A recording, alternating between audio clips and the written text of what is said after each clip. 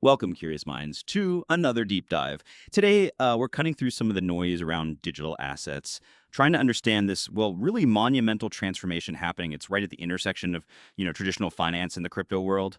We're going to unpack how two really powerful forces are involved here. First, BlackRock, the world's largest asset manager, and second, this groundbreaking piece of legislation, the Genius Act. The idea is, how are these two not just legitimizing stablecoins, but maybe even reshaping global finance completely? Our mission really is to give you a shortcut, a way to understand this profound shift. And there's some surprising things here, like how a firm known for being pretty traditional, cautious even, is now aggressively backing digital assets. And also what this new law actually means for the US dollar's place in the world. That's exactly right. And it isn't just about the technical stuff or, industry jargon. This deep dive is really about getting the why behind these massive shifts, not just the what. And the implications, they're profound for how money moves globally and, frankly, what it could mean for you personally. It's like a potential reevaluation of how global finance might operate, maybe very soon. Okay, let's unpack this then. We really have to start with BlackRock. I mean, the scale is just immense. We're talking over $10 trillion in assets under management. They are a titan of, well, old finance. So what's fundamentally changed for them? Why this huge pivot? From seeming skepticism to what people are calling aggressive digital asset advocacy. Is it just seeing an opportunity, or is there something, I don't know, deeper going on? Well, what's really fascinating, I think, is their new way of looking at it, their analytical framework. BlackRock now positions stablecoins not as some kind of threat to traditional finance, which was, the standard institutional view for a long time. Instead, they actually see them as a tool to strengthen the dollar's role, especially in a digitized global economy. And this isn't just like a small tweak in their messaging. It really represents a complete psychological shift within that institutional mindset. Their definitive statement now: stablecoins are here to stay. For a player like BlackRock, that basically signals a strategic embrace. They're accepting a new financial reality. Right. Here to stay. It's a strong statement from them. And speaking of these huge forces, the other key piece is the Genius Act. People are calling it the first comprehensive U.S. regulatory framework specifically designed for stablecoins, and it was just signed into law. So for those of us trying to wrap our heads around it all, what does this legislation actually do? Why is it so significant? The Genius Act is absolutely crucial, because it sets out clear operational parameters for stablecoins. It tells them how they need to work. But, and this is the important part, it does this while maintaining innovation-friendly policies. It tries not to stifle the tech. It's a delicate balance they're trying to strike. And this combination, this blend of clarity and flexibility, well, that's exactly what could potentially catapult American digital assets to unprecedented global adoption. It gives that regulatory certainty that innovators, and maybe more importantly, the big institutions, have been waiting for, so they can move into this space with, more confidence. Okay, so you have BlackRock, the world's biggest asset manager, giving this very explicit thumbs up. And then you have the Genius Act, providing the regulatory green light. So what does that actually unlock? I mean, the big question on everyone's mind must be capital. How much money are we talking about here? What kind of scale could this really reach? Well, right now, the stablecoin industry sits at around $250 billion, give or take. But U.S. Treasury Secretary Scott Bessent, he recently predicted that the total size could hit $2 trillion. $2 trillion. $2 trillion, yeah, within just a few years. Now, that's an 800% growth trajectory. That kind of jump would fundamentally reshape global liquidity flows. And you have to understand, when a firm like BlackRock, with its, massive influence and track record, gives such an explicit endorsement, it basically removes the last big psychological barriers, and the practical ones too, for institutions to adopt this stuff at scale. So that $250 billion market cap, it really starts to look like just the beginning, just the launching pad. $2 trillion in a few years. That's it's a staggering number. It really is. But what are the biggest sort of hurdles to actually hitting that kind of explosive growth? Or is it really inevitable now, given the BlackRock backing of the new rules? Well, it's important to remember, the path is clearer, definitely. But implementation still requires a lot. Significant infrastructure needs to be built out. And there's still a need for continued market education. People need to understand this better.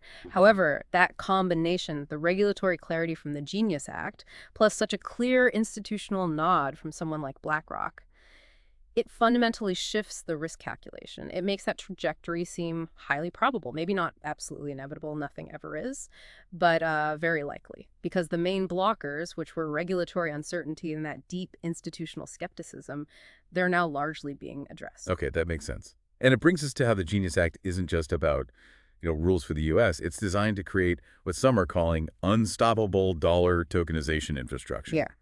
That sounds pretty intense. How does this framework actually work to reinforce dollar dominance on a global scale? Yeah, it's all about positioning USD-backed stablecoins to become, potentially, the dominant global payment infrastructure. The Genius Act enables this whole ecosystem for international payments based on a tokenized US dollar. And that creates just an unprecedented competitive advantage for American financial technology, for fintech. Think about it this way. Almost every USD-backed stablecoin needs a real dollar held in reserve somewhere, right? Usually in safe assets like US Treasury bills. So more stablecoins circulating globally means more structural demand for US debt, which, bolsters the dollar's financial underpinning worldwide. It also effectively marginalizes competing currencies. Because stablecoins offer users, especially in emerging markets, much easier access to the US dollar compared to their own, often volatile, local currencies. So this legislation, you could argue, effectively leverages digital currency tech to expand American monetary influence globally. Right, you mentioned emerging markets there, and that's a fascinating angle. Why do they represent the most explosive growth potential for stablecoins? You touched on volatility, but what else? And how do stablecoins really empower these markets in a way that traditional finance maybe hasn't been able to? Well, the demand is just immense. There's often this desperate need for dollar alternatives in these regions precisely because of currency instability. And the traditional banking infrastructure in many developing economies, it has limitations. It can be slow, expensive, hard to access. Stablecoins kind of create the perfect conditions to bypass decades of financial development. Leapfrogging, basically. Oh, exactly. It's like they're skipping the old landlines and going straight to smartphones for finance. And speaking of smartphones, the penetration rates are already exceeding 80% in most emerging markets. That's huge. So you have the perfect foundation. The infrastructure is already in people's hands for this unprecedented dollar digitization across potentially billions of users, people who previously have very limited access to stable currency alternative. Now they can hold and use dollars digitally almost instantly. They can essentially carry their wealth, or at least a stable store of value, right there on their phones. So connecting the dots, what does all this mean for traditional banking? It really sounds like a massive disruption brewing for the existing systems. Oh, it absolutely is, yeah. Just consider the current systems for international wire transfers. They are often plagued by multi-day settlement times, sometimes even longer, and the fees can be excessive. These systems start to look, well, pretty obsolete when they're competing against near-instantaneous, blockchain-based alternatives that cost pennies. So dollar-pegged stablecoins, especially operating under these new clear regulations, they're actively creating a far more efficient global payment infrastructure. And it's not just speed and cost, right? It's also about access. Yeah. For people who might be unbanked. That seems like a huge societal shift, too, not just financial. Precisely. That's a critical dimension, financial inclusion. And we're already seeing the big players react. Major financial institutions, think BNY Mellon, Goldman Sachs, they're unveiling groundbreaking initiatives. They're bringing blockchain technology right into the heart of their traditional operations, like money market funds. This clearly indicates that even the most established conservative institutions recognize this transition is happening. It seems inevitable to them, and they're moving to adapt. Wow. Okay. We have really covered a lot of ground today. It's quite a picture.